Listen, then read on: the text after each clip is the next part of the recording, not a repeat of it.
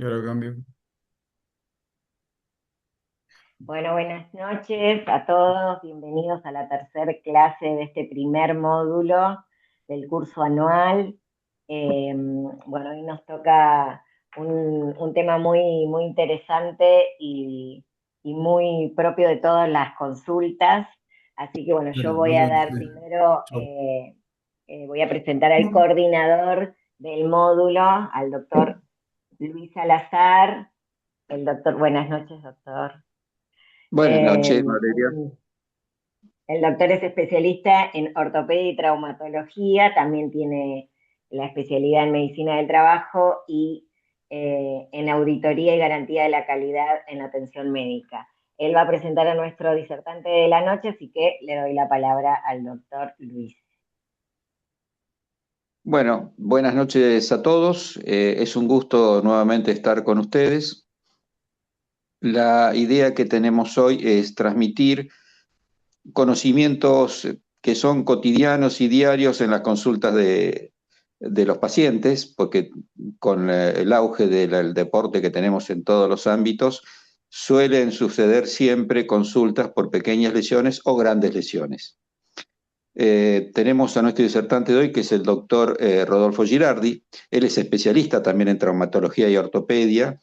Él desarrolla su actividad en el Hospital Regional acá de la ciudad, de la capital de Río Gallegos, pero también desarrolla actividad en la faz privada. Por otro lado, él fue durante 14 años el médico deportólogo de un equipo de básquet acá que se llama Hispano, bueno, por si no lo saben, es un equipo que está participando en la Liga Nacional, en primera. Así que él también tiene bastante experiencia en alto rendimiento. Bueno, Rodolfo, es todo tuyo. Hola, buenas noches. Me voy a referir a patología traumática en el deporte. Como este es un tema muy extenso, en esta charla me voy a focalizar solo en lesiones ligamentarias y meniscales de la rodilla y en lesiones ligamentarias del tobillo, por la gran extensión porque considero que son los temas más frecuentes de lesión deportiva. Si comenzamos con la lesión del ligamento cruzado anterior, este es un ligamento que se extiende desde la cara interna del surco intercondilio femoral hasta la espina tibial anterior. Se llama cruzado porque cruza oblicuamente, cruzándose con el ligamento cruzado posterior por la mitad de la rodilla. La función de este ligamento es impedir el desplazamiento anterior de la tibia sobre el fémur. Se lesiona generalmente en pacientes jóvenes y activos, o sea, en pacientes deportistas. La lesión de este ligamento es 5 veces más frecuente en mujeres por factores anatómicos, porque tienen el surco femoral este surco femoral más estrecho que los varones, eh, por factores hormonales durante los cambios, por cambios del nivel del estrógeno durante el ciclo menstrual. El ligamento aumenta la laxitud y existen más posibilidades de que se lesione. El mecanismo de lesión más frecuente de este ligamento es por un valgo tibial, o sea, la tibia se desvía hacia adentro con una rotación interna del fémur. Eso ejerce mucha presión a nivel del ligamento y hace que se rompa. Otro mecanismo de lesión puede ser por una flexión y desaceleración brusca a nivel de la rodilla o por una hiperextensión brusca de la rodilla. Eh, con respecto al diagnóstico de esta lesión, siempre es importante tener en cuenta el interrogatorio para saber el mecanismo de lesión y el tiempo de evolución desde la misma. En el examen físico es importante realizarlo primero en bipedestación para evaluar la marcha del paciente, evaluar los ejes. Es importante el examen monopodálico también para ver los ejes y evaluar presencia de hematomas. Con respecto a la palpación, siempre tiene que ser bilateral y comparativa, o sea, de las dos rodillas, buscando puntos dolorosos, buscando choque rotuliano, que es sinónimo de hidartrosis, o sea, que aumenta la cantidad de líquido intraarticular. Es importante evaluar la movilidad articular. El diagnóstico de esta lesión siempre es clínico y por eso son importantes tres test funcionales, que son el cajón anterior, en el cual el paciente se encuentra acostado boca arriba en decúbito dorsal. La rodilla está flexionada en 90 grados. El examinador se tiene que sentar sobre el pie del paciente, colocar sus manos a nivel de la tibia proximal y ejercer una traslación hacia anterior, como se ve en este dibujo, de la tibia. Así, de esa forma, la tibia, al estar lesionado el ligamento cruzado anterior, se desplaza hacia adelante y eso es sinónimo de lesión del ligamento cruzado anterior. Algunas veces es difícil flexionar la rodilla por la gran hidrartrosis o el dolor del paciente. Entonces se puede realizar el test de Latchman, en el cual es necesario flexionarla solo de 20 a 30 grados. El examinador coloca una mano a nivel proximal de la rodilla en el fémur, otra mano en la tibia, desplazando la tibia hacia adelante. Al estar roto el ligamento cruzado anterior, la tibia se desplaza hacia adelante. Y otra maniobra que se puede realizar en el examen físico es el pivot shift, en el cual el paciente está acostado boca arriba, la rodilla está flexionada, si es posible, casi a 90 grados. El examinador con una mano realiza una rotación interna del pie y la otra mano la coloca a nivel de la rodilla, realizando una desviación en valgo de la tibia, o sea, llevando la pierna hacia afuera, eso es el valgo, y al mismo tiempo realiza una extensión de la rodilla, o sea, lleva el pie hacia arriba, sale de los 90 grados hasta llegar hasta posiblemente hasta 0 grados, y de esa forma se nota un resalto o un chasquido a nivel de la rodilla si está roto el ligamento cruzado anterior. Con respecto a los estudios complementarios, eh, es siempre importante el par radiográfico de la rodilla, o sea, radiografía de frente y de perfil, para ver lesiones asociadas o posibles fracturas, que es lo más importante como diagnóstico diferencial.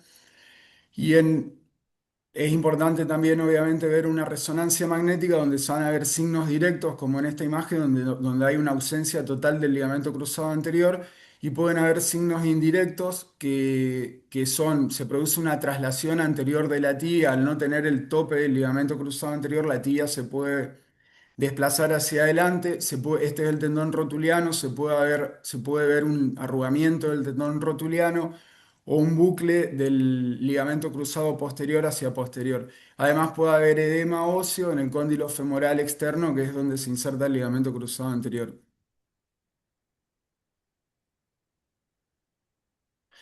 Con respecto al manejo de esta lesión, casi siempre es de resolución quirúrgica o siempre es de resolución quirúrgica.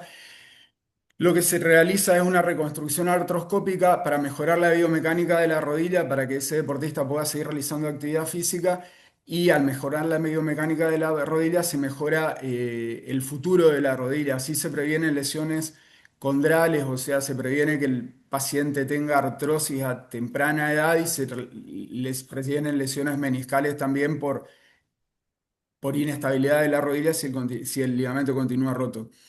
Hay varias técnicas para realizar la plástica tendinosa, que estas técnicas pueden ser hueso, tendón, hueso en pacientes con alta demanda funcional, o sea, en pacientes jóvenes, deportistas.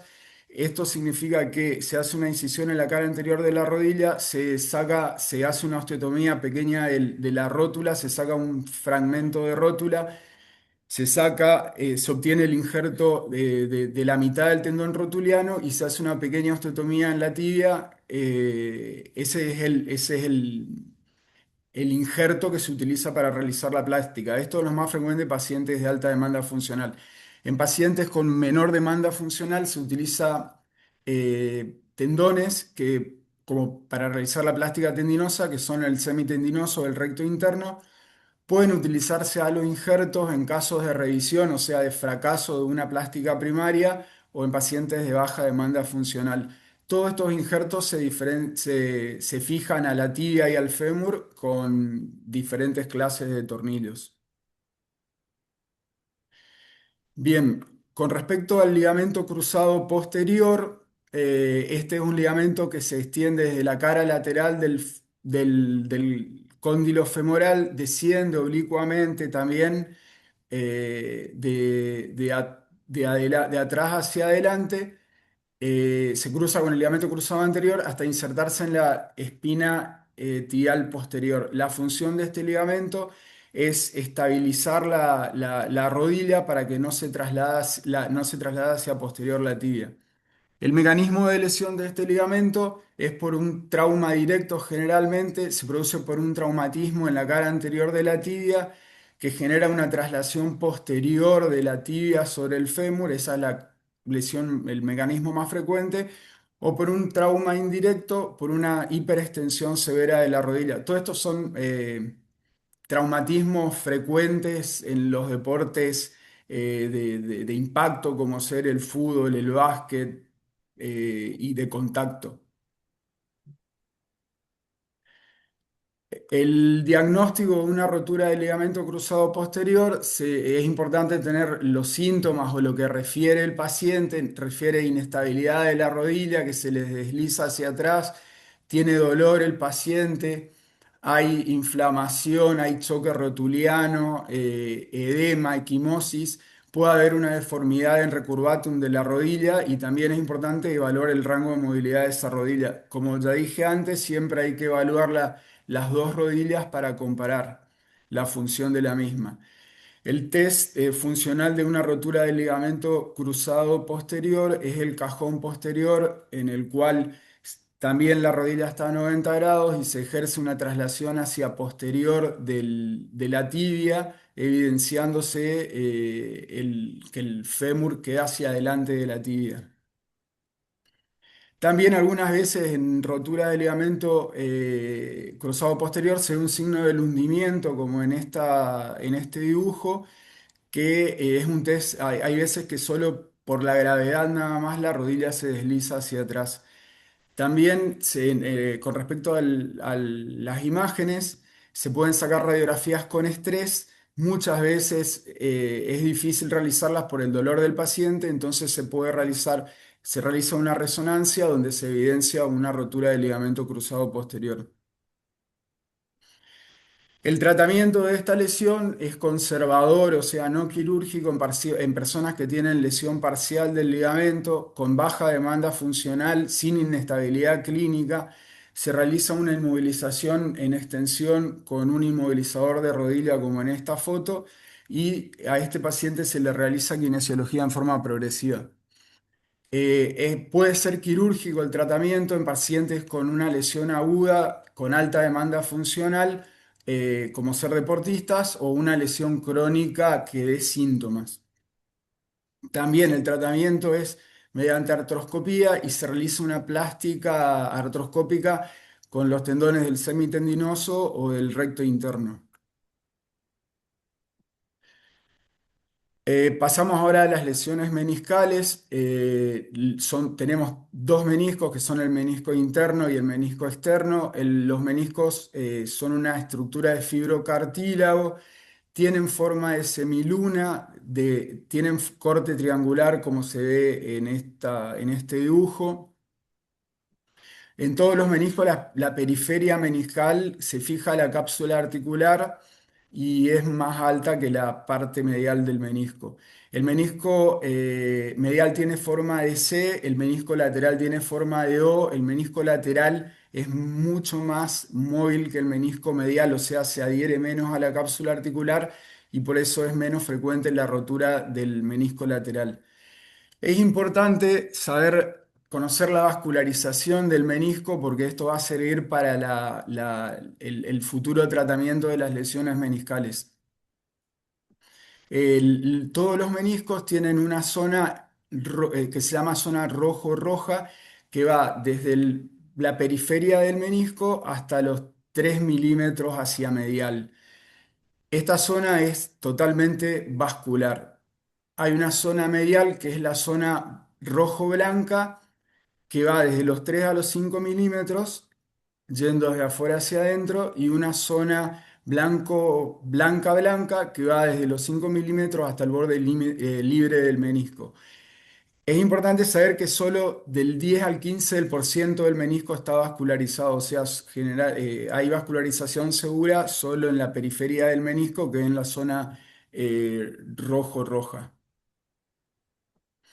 La función del menisco es amortiguar la carga que soporta la rodilla y transmitir la carga.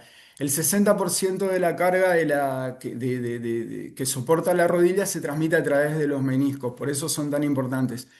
Si a una persona se le realiza una remoción del 25% del menisco, aumenta mucho la fuerza de contacto directo entre el fémur y la tibia, más o menos a un 350%.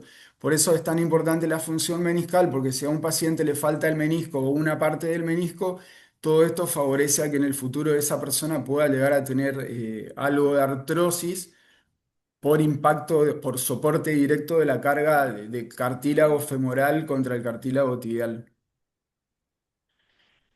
El mecanismo de lesión de los meniscos puede ser traumático o por una rotura degenerativa. Es traumático, el mecanismo de lesión traumático se da porque en el deportista el pie está fijo en el suelo y se produce un giro brusco a nivel de la rodilla hacia adentro o hacia afuera que puede causar la rotura meniscal y del menisco interno o del menisco externo. Esto se da por giros repentinos en deportes de contacto. También puede haber una rotura meniscal por una hiperflexión, o sea, por ponerse de cuclillas en forma brusca y profunda, o por una hiperextensión importante a nivel de la rodilla, por un impacto directo de adelante hacia atrás en la rodilla. Todo esto es frecuente en los deportes de contacto. También hay otra clase de lesión meniscal que se produce son roturas degenerativas en los pacientes ancianos, porque a medida que una persona va siendo más grande, el menisco pierde hidratación y elasticidad y se puede romper solo en movimientos cotidianos nada más. Las lesiones meniscales se clasifican según su forma, que esto también es importante para el futuro de ese menisco. Puede haber una rotura vertical como se ve en este dibujo, en el cual hay una parte meniscal superior y otra parte inferior. Puede haber una rotura longitudinal que se produce paralela al eje meniscal, que son las roturas en asa de Balde, que puede ser una rotura en asa de Balde desplazada, como en este dibujo. Puede haber una rotura en asa de balde periférica que tendría mejor pronóstico que otras clases de rotura porque se produce generalmente en la zona rojo-roja. La rotura meniscal también puede ser oblicua en pico del oro, como en este dibujo, que la lesión va desde el borde interno y se curva hacia el cuerpo. Puede haber una lesión en badajo de campana o en calvajo invertido, que son lesiones más complejas. O puede haber una lesión radial del menisco, que esta lesión se extiende desde el borde meniscal interno hacia la periferia. Las peores lesiones son lesiones complejas en las cuales se combinan varios de estos patrones y tienen peor pronóstico.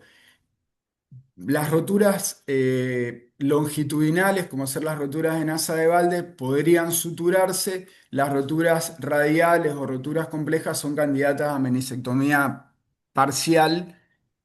Eh, bueno, pero ahora vamos a ver igual el tratamiento. Es importante este concepto que también las lesiones meniscales se pueden clasificar según la resonancia magnética. Y esto, tenemos 4 grados de lesión según la resonancia. El grado 1, que es una degeneración central discreta, con una lesión intrameniscal nada más, pero las superficies articulares están sanas. El grado 2 es una degeneración central más extendida que la del grado 1, pero sin contacto con las superficies articulares. En el grado 3 sí ya hay un desgarro meniscal, se afectan las superficies articular superior o inferior del menisco, con o sin desplazamiento del menisco roto. Y el grado 4 ya es un desgarro meniscal complejo. hay que tener en cuenta que en muchos informes de resonancia magnética se informa, el especialista en diagnóstico por imágenes informa una lesión meniscal grado 1 o grado 2 y está escrito que, que tiene una lesión meniscal. Pero para darle tranquilidad a los pacientes hay que tener en cuenta que las lesiones de grado 1 y grado 2, por más que se vea esta degeneración en el menisco, no requieren tratamiento quirúrgico porque las superficies articulares están sanas. Entonces, el concepto era que las de grado 1 y grado 2 no requieren tratamiento quirúrgico y las lesiones de grado 3 o grado 4 obviamente sí pueden requerir o sea, requieren una artroscopía. Con respecto al diagnóstico de la lesión meniscal, es importante tener en cuenta los antecedentes de la lesión, el mecanismo de lesión, la anamnesis. En el examen físico, los pacientes tienen un dolor focalizado en la interlínea articular interna o externa, de acuerdo al menisco que esté lesionado. Muchas veces puede haber aumento del líquido intraarticular, choque rotuliano. Algunas veces puede haber un bloqueo articular en semiflexión, eso significa que el paciente no puede extender totalmente la rodilla porque el menisco roto, la parte interna del menisco se desplaza, como se ve en esta imagen de resonancia, ocupa en la rodilla un lugar que tiene que estar libre y eso impide que la rodilla se extienda, generando ese bloqueo articular. El paciente también puede referir que siente chasquidos que se produce por el movimiento de ese menisco que espontáneamente se puede mover. Eso tiene nombre también de rata intraarticular, que las ratas intraarticulares puede ser un fragmento de menisco, un fragmento de hueso, pero bueno, en los meniscos se produce ese bloqueo el menisco actúa como una rata intraarticular.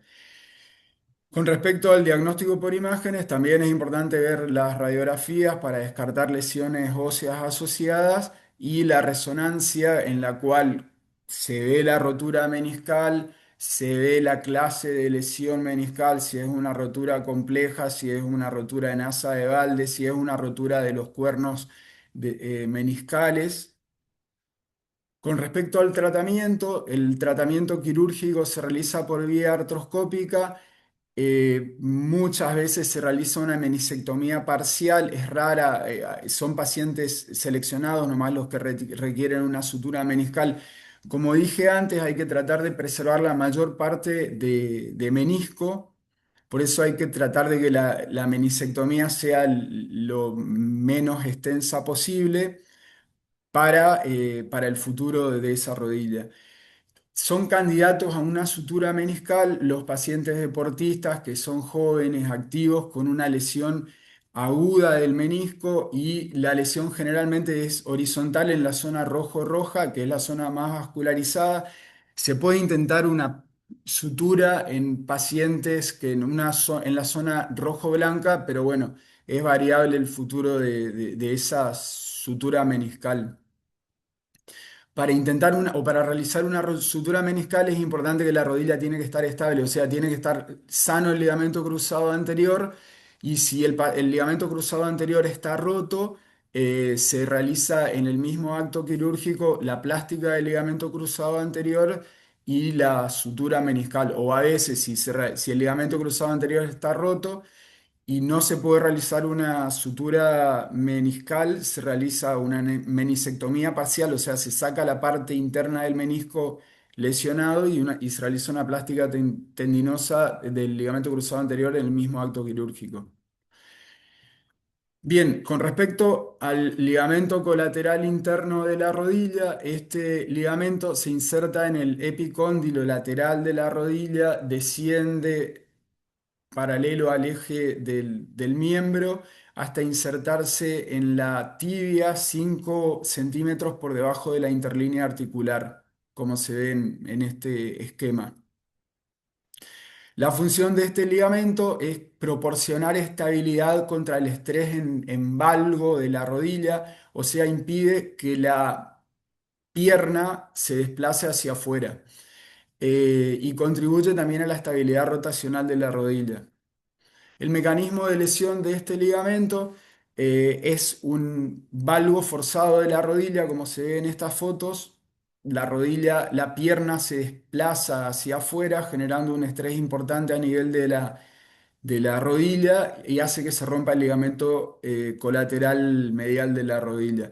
También este ligamento se puede romper por una rotación externa de la tibia, el pie está fijo en el piso y el fémur gira hacia adentro. Esto genera estrés a nivel del ligamento colateral externo y se puede romper también mediante este mecanismo de lesión. El diagnóstico de la lesión del ligamento colateral medial se realiza mediante el examen físico, en la cual el paciente tiene dolor a la palpación en la cara interna de la tibia. Es importante diferenciar esta lesión de una tendinitis de la pata de ganso que puede dar dolor en la misma zona o tal vez un poco más atrás, o de una rotura del menisco interno. El examen, el test que se realiza es el bostezo interno, en el cual se ejerce, el examinador traslada la tibia hacia afuera colocando una mano a nivel del tobillo, la otra mano se coloca en la rodilla y se ejerce una traslación hacia afuera de la tibia. De esa forma se genera el bostezo interno. Una persona puede tener, un paciente puede tener una lesión grado uno, o sea, un esguince del ligamento colateral interno, que esto no tiene bostezo el paciente, pero tiene dolor en la interlínea articular interna. Puede haber un grado 2 de lesión que habla de una rotura parcial del ligamento colateral medial que se tiene bostezo pero con un tope, o sea, hay un momento en el cual la tibia deja de desplazarse hacia afuera. Y puede haber una agresión de grado 3 que habla de una rotura total del ligamento colateral medial, que es un bostezo sin tope, o sea, la tibia se traslada muchísimo hacia afuera al realizar el test. El diagnóstico por imágenes es importante. La radiografía también. Se puede realizar una radiografía con estrés, pero generalmente el paciente va a tener dolor. Entonces es importante la resonancia, como en esta imagen que se ve una rotura del ligamento colateral medial. Este es un ligamento muy bien vascularizado, por eso generalmente el tratamiento es conservador. Al estar bien vascularizado cicatriza y el tratamiento es reposo, analgésicos, hielo, muletas y rehabilitación kinesiológica. Solo se realiza tratamiento quirúrgico en pacientes que tienen una inestabilidad persistente por falla del tratamiento conservador o en pacientes que tienen lesiones multiligamentarias. Se puede dar la triada de Ono que se llama, que es una lesión del ligamento colateral medial, una lesión del menisco interno y una lesión del ligamento cruzado anterior. También se pueden operar avulsiones óseas en su inserción proximal o distal del ligamento, bueno, pero estas son lesiones más raras. Respecto al ligamento colateral externo, se extiende desde el epicóndilo lateral del fémur hasta la cabeza del peroné. Este ligamento es raro que se lesione solo, generalmente son lesiones importantes porque se puede asociar a una rotura del ligamento colateral, del ligamento cruzado anterior o una rotura del ligamento cruzado posterior. La función de del ligamento es limitar el varo y la rotación externa de la rodilla, o sea, impide que la pierna se traslade hacia afuera cuando el paciente está parado. El mecanismo de lesión es un impacto en la cara interna de la rodilla, lo que genera un varo forzado, como se ve en esta foto. El cuerpo del jugador impacta contra la cara interna de la rodilla, generando que la pierna se desplace hacia adentro, generando un estrés importante a nivel del ligamento colateral externo. El diagnóstico de esta lesión se realiza porque el paciente tiene dolor en la cara externa de la rodilla. Hay que tener en cuenta que generalmente puede tener cajón anterior o cajón posterior porque está lesionado muchas veces el ligamento cruzado anterior o el ligamento cruzado posterior, además del colateral externo. El paciente tiene bostezo externo, que la maniobra es lo contrario del bostezo interno, se ejerce se ejerce un traslado del pie hacia medial y se ve cómo se abre la interlínea articular a nivel externo. Se sacan radiografías radiografías para evaluar si no hay lesiones óseas asociadas y el diagnóstico definitivo se realiza con una resonancia magnética como se ve en esta imagen de lesión del ligamento colateral externo. El tratamiento generalmente también es conservador en esguinces o en roturas parciales del ligamento. El tratamiento consiste en hielo, reposo, se puede utilizar una rodillera articulada para mejorar la movilidad en forma progresiva, analgésicos y fisioterapia. Siempre hay que tratar de tener al paciente la menor cantidad de tiempo inmovilizada para no generar artrofibrosis en la rodilla, que es una fibrosis importante que después cuesta mucho más la rehabilitación. Requiere un tratamiento quirúrgico solo cuando hay una rotura total del ligamento, porque como está menos vascularizado que el ligamento colateral medial, algunas veces no se cicatriza. La rotura es a cielo abierto, o sea, se sutura el ligamento colateral externo, o algunas veces, si es imposible, se utiliza injertos con tendones periarticulares. Y como generalmente se lesiona el ligamento cruzado anterior y el ligamento cruzado posterior, se realiza artroscopía para estos ligamentos, para la plástica de los ligamentos cruzados anterior y posterior. En cambio, es a cielo abierto la reparación del ligamento colateral externo. Muy bien, pasamos al tobillo, que serían las lesiones más frecuentes que se ven en la práctica deportiva. Es importante con respecto a la anatomía ligamentaria del tobillo, tener en cuenta que el tobillo tiene tres complejos ligamentarios importantes, que son el complejo ligamentario lateral, que está formado por el ligamento peroneo astragalino anterior, el ligamento peroneo astragalino posterior y el ligamento peroneo calcáneo. Con respecto al complejo ligamentario medial, es el ligamento deltoideo que tiene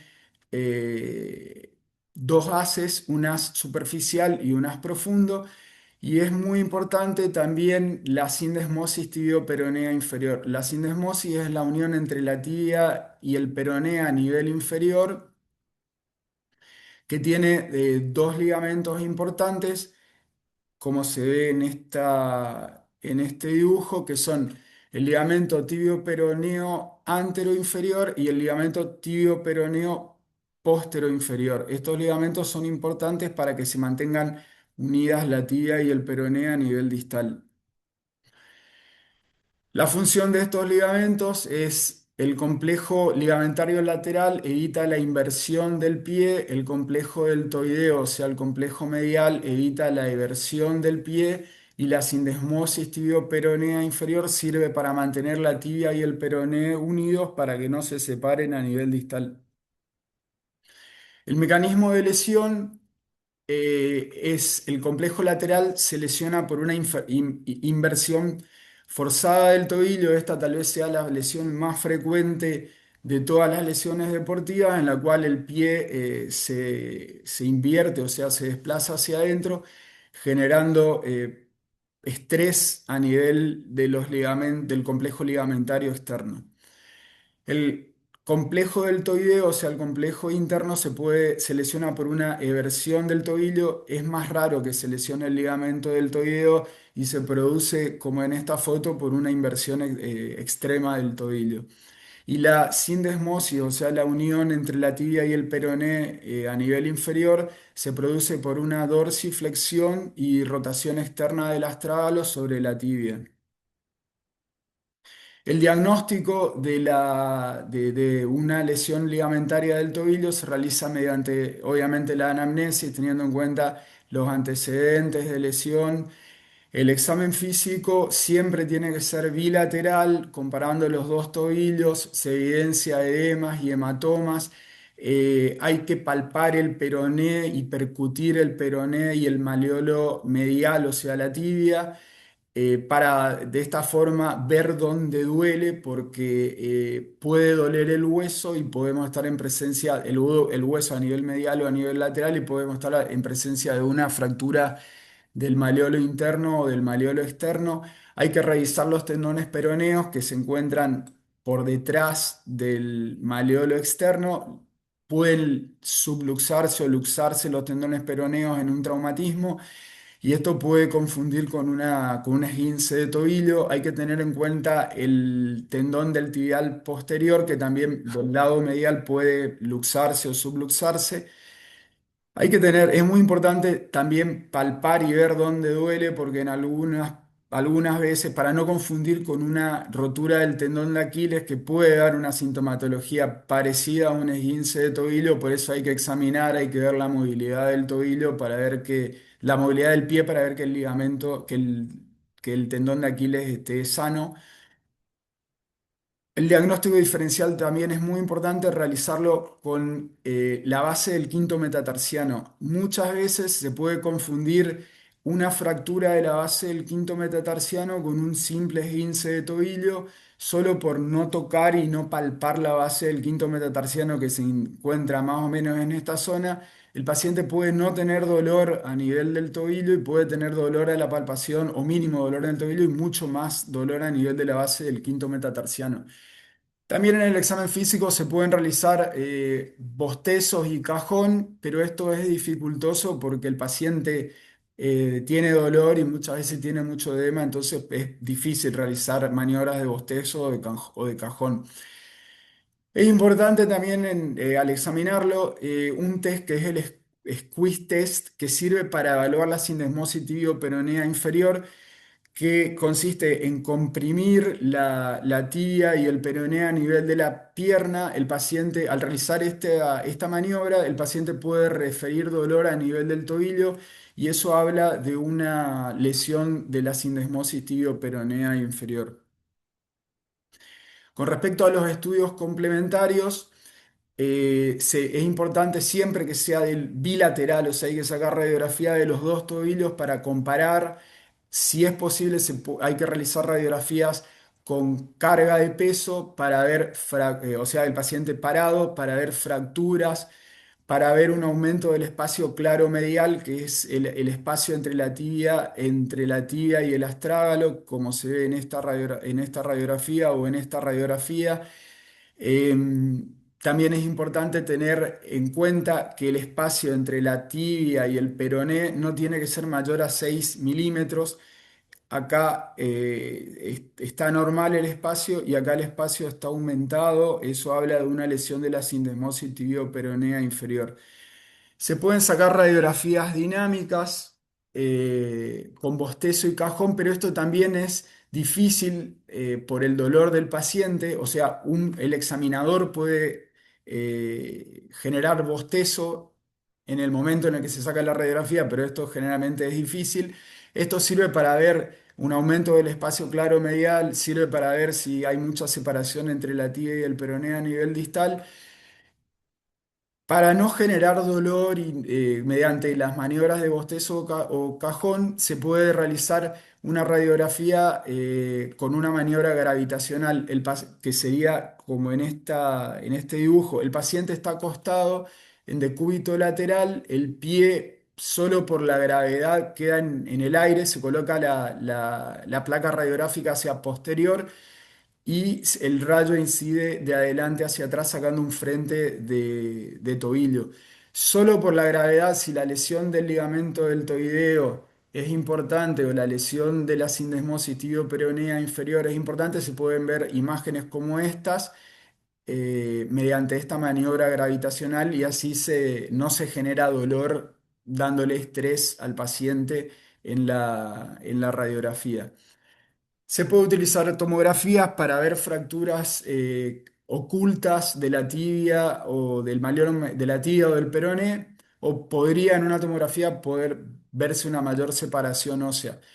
También en algunos casos es importante ver una resonancia para ver la rotura ligamentaria o la elongación ligamentaria y también para ver lesiones osteocondrales. Las lesiones osteocondrales pueden producirse solo por el impacto importante que se produce entre el astrágalo y la tibia en el momento de la inversión o de la deversión brusca del tobillo. Algunas veces la lesión osteocondral puede ser muy importante, como en esta radiografía, y se ve solo en una radiografía, pero hay veces que no se ve en la radiografía y eso se ve solo mediante una resonancia magnética. El tratamiento de un esguince o de una lesión ligamentaria de tobillo siempre es conservador.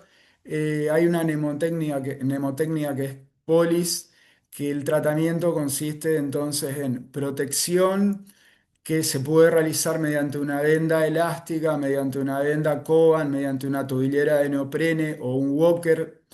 Pero esto, lo ideal es tratar de que el paciente esté el menor tiempo posible inmovilizado para no generar rigidez del tobillo. La inmovilización no tiene que ser superior a 3 semanas. El objetivo de la inmovilización es proteger el tobillo contra el dolor, pero lo ideal es que sea el menor tiempo posible de inmovilización. La carga óptima es importante, o sea que el paciente pise progresivamente de acuerdo al dolor que tenga, pero lo ideal es que cargue peso, que la inmovilización sea el menor tiempo posible. Es importante el hielo al principio como antiinflamatorio, compresión y elevación del miembro para evitar el edema. Es importante la rehabilitación kinesiológica, que tiene que ser rápida para el fortalecimiento ligamentario y muscular. Lo ideal sería comenzar la rehabilitación muy, muy rápida de kinesiología. Se puede usar alguna inmovilización con una tobillera o con un walker, y en ese mismo momento que el paciente está inmovilizado, se puede realizar rehabilitación kinesiológica sacándose el inmovilizador en el momento de la rehabilitación. Así se gana tiempo de rehabilitación y el paciente puede empezar a moverse más rápido. El tratamiento es quirúrgico en las lesiones ligamentarias del ligamento del complejo interno o externo. A los 5 meses de producida la lesión, si continúa el dolor o la inestabilidad. En agudo solo se opera la lesión de la sindesmosis tibio-peronea inferior, o sea, la separación entre la tibia y el peroné a nivel inferior. Es importante diagnosticarla ni bien se produce, porque esto requiere una reparación quirúrgica rápida. También se puede reparar en agudo una lesión del ligamento deltoideo, o sea, del complejo ligamentario medial, si hay un aumento importante del espacio claro medial en las radiografías que se realizan con estrés. Es importante tener en cuenta, o sea, recalcar esto, que se opera el ligamento deltoideo si hay un aumento del espacio claro medial, y se opera la sindesmosis tibio-peronea inferior cuando se diagnostica. Esto sí o sí hay que repararlo en forma aguda. Este protocolo que dije recién se aplica a cualquier nivel de actividad del deportista. O sea, en las lesiones del ligamento colateral externo del tobillo no se operan aunque sea un deportista de elite, sino se hace un tratamiento ortopédico, porque generalmente cicatriza el ligamento y no requiere un tratamiento quirúrgico. Bueno, muchas gracias. Eso fue la charla.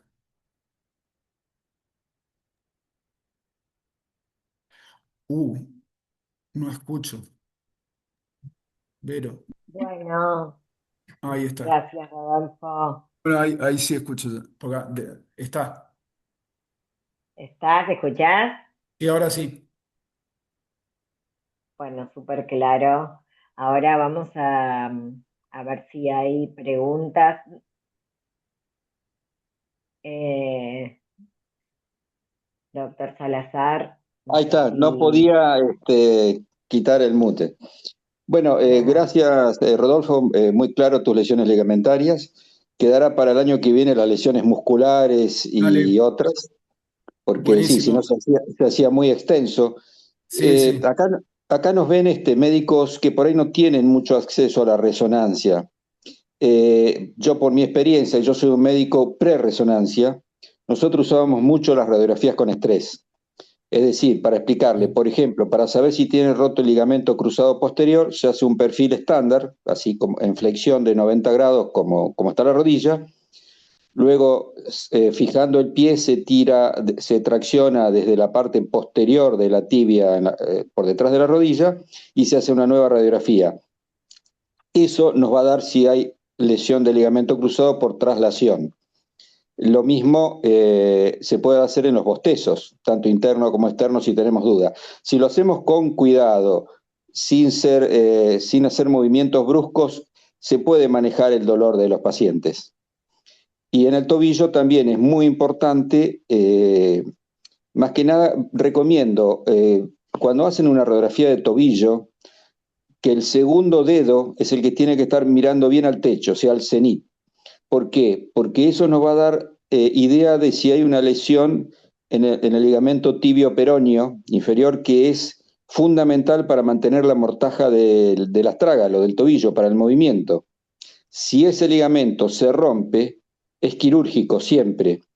Y porque si no lo reparamos correctamente, le queda un peloteo del astrágalo cuando mueve el tobillo y hacen una artrosis bastante precoz.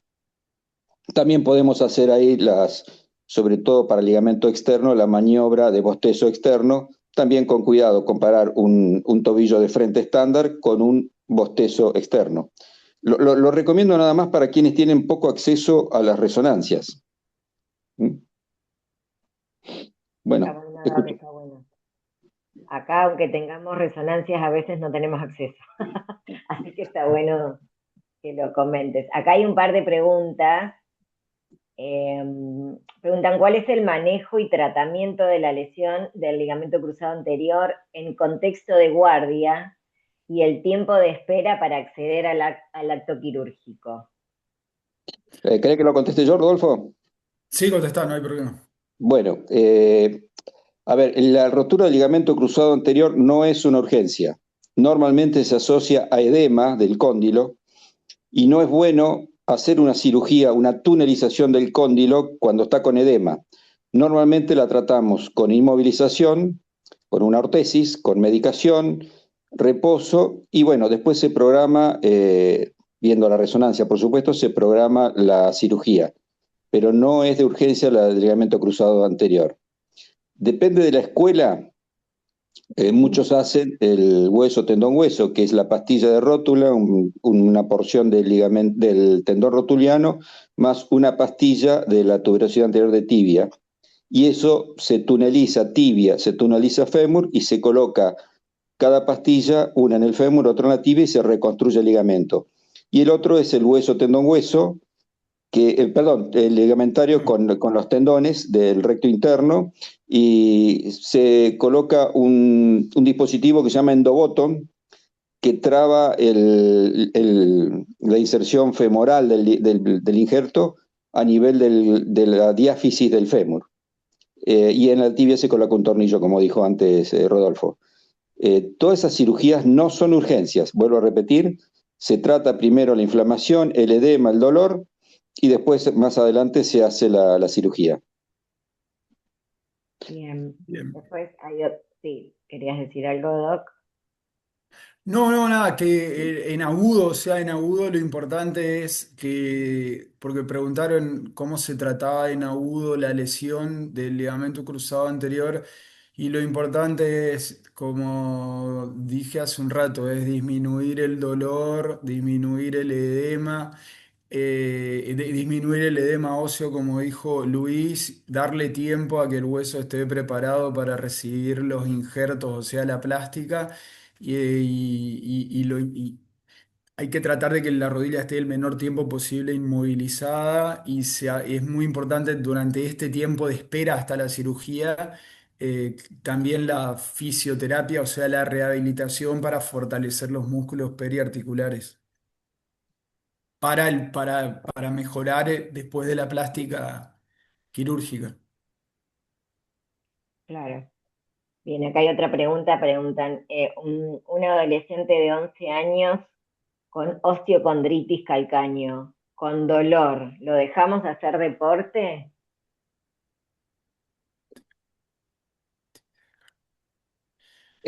Bueno, que lo contesto yo. Dale. Una osteocondritis del astrágalo, sospecho, que Sí, es de la la traga. habitual. Es la cúpula del astrágalo que hace artritis. Bueno, vamos a tener la respuesta a eso, no me voy a adelantar porque el doctor Cristian Leiva, que es especialista de pierna y pie, va a dar la charla y seguramente se va a referir también a eso. Entonces prefiero no adelantarme a la respuesta de él.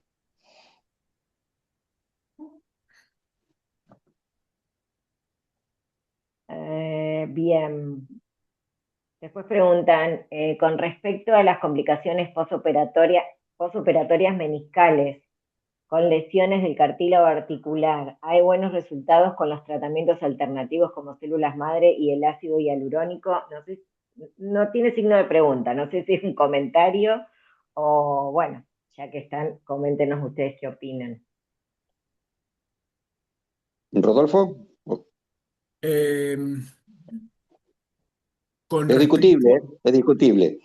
y sí es lo mismo que hablábamos el otro día, o sea, considero que el ácido hialurónico y las células madres sirven para mejorar la función del cartílago articular de acuerdo a la afección de ese cartílago articular, pero no tendría mucho que ver con la lesión meniscal, o sea, no entendí bien la pregunta. A ver, yo intento, creo que entendí. Muchas lesiones meniscales se asocian a lesiones osteocondrales. Lo que pasa es que volvemos a hablar de clasificación. Hay distinta magnitud de lesiones osteocondrales. Entonces, hay lesiones que las tratamos con simplemente con un fresado, con un shaver. Depende de la magnitud, también la podemos hacer microfracturas para permitir que crezca una, porque por debajo de la osteocondritis se forma una osteocondensación. Entonces le hacemos microfracturas muy pequeñas para permitir que el colágeno crezca a través de esas microfracturas y complete el espacio que dejó la osteocondritis.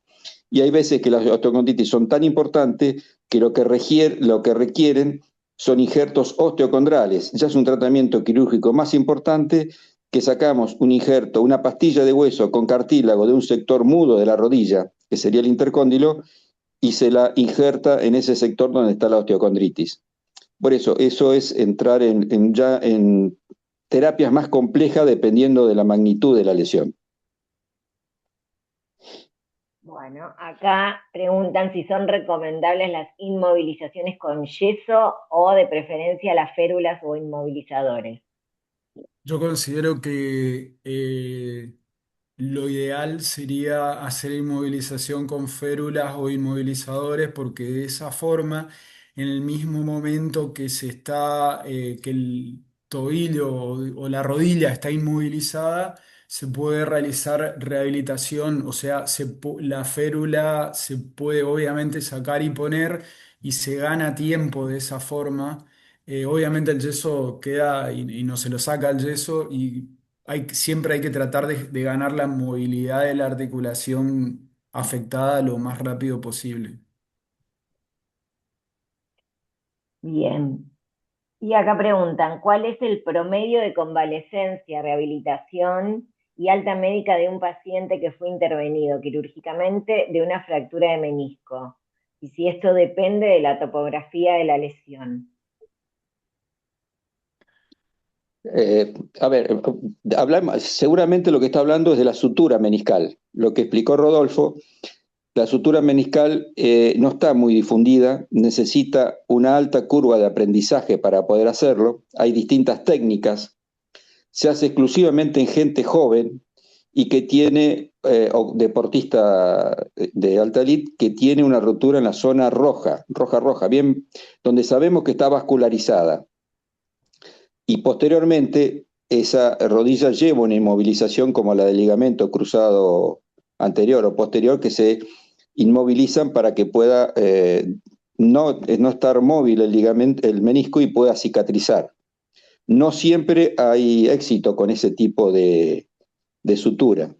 Y actualmente, ya como hay lesiones en la parte blanca que no cicatrizan, se está intentando hacer injertos halógenos, es decir, injertos cadavéricos, para prevenir, sobre todo en gente joven, para prevenir la artrosis de rodilla que se va a dar en el futuro cuando uno exige demasiado la rodilla, o son obesos, o tienen mucho microtrauma por el deporte de las rodillas. Bien, y acá también preguntan qué tipo de actividades deportivas son las que generan más riesgos de padecer estas lesiones que explicaste hoy, Rodó. Las actividades deportivas son las que tienen actividades de contacto e impacto, o sea, eh, fútbol, básquet, las actividades en las cuales se produce rotación de la rodilla más que nada, fútbol, básquet, pádel, eh, Rugby. rugby, fútbol americano, pero no se juega acá. Y del tobillo también, o sea, el tobillo es la lesión más frecuente. Casi todas las actividades tienen riesgo de tener esguinces o lesiones ligamentarias del tobillo.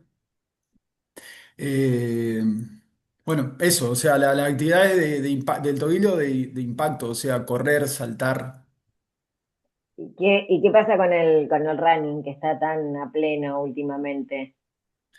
Con el running, generalmente, de acuerdo a mi experiencia, porque yo soy corredor, es raro que haya una lesión ligamentaria. Yo hablo solo de lesiones ligamentarias, nada más, de la rodilla o del tobillo.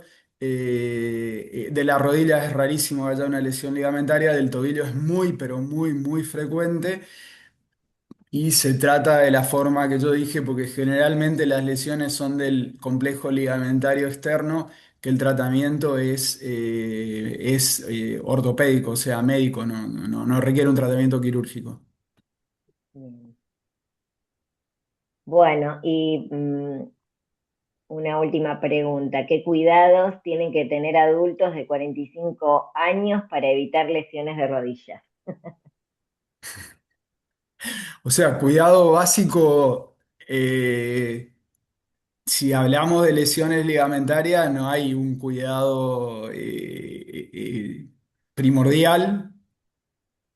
Esa persona es muy deseable que agarre actividad física y que nunca deje de hacer actividad física, entonces siempre está el riesgo de que tenga una lesión ligamentaria de la rodilla. Si es que la pregunta va por eso, no hay mucho para hacer, solo perfeccionarse en su deporte y tratar de que tenga la menor cantidad de trauma posible. Hablando Bien. solo de lesiones ligamentarias, Sí, eso. sí, sí, sí, sí, sí. Ya que ya quedaste comprometido para las otras lesiones para quizás Sí, el no hay año que viene. problema para lesiones musculares. Bueno, doctor Salazar, no sé si quiere aportar algo más. No hay más preguntas. No, me parece que fue bastante completo, Rodolfo. Las preguntas aclararon algunas dudas. Me parece que podemos dar por satisfecha la charla de Rodolfo.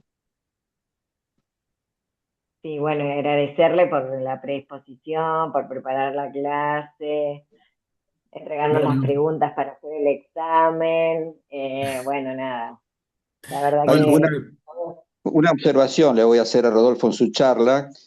Eh, Se dice de cúbito dorsal, no se dice más boca arriba. bueno, en ¿De un acuerdo? momento, Podés decir, en vez de cúbito ventral, boca abajo. Eso no es problema, lo podés decir. dale, perfecto, muy bien, doctor. qué mal. Bueno, Bueno, Doc, Lorena, bueno, muchísimas fue un gracias. placer y muchas gracias por la invitación. No, gracias a vos, Rodolfo. Bueno, Doc, gracias a Dale, todos. Lorena. La verdad ha sido una clase fantástica, fantástica, y el doctor Salazar, excelente, con todos sus aportes y coordinación. Muchísimas gracias a los dos, doctora Paredes, y a todos los médicos que han estado presentes y que han estado muy activos con sus preguntas y participando de la clase. Muchas gracias, buenas noches y nos vemos el martes que viene. Bueno, Bien, gracias. hasta Hasta luego. luego. Gracias a Chau, hasta Chao. luego. ustedes. Nos vemos.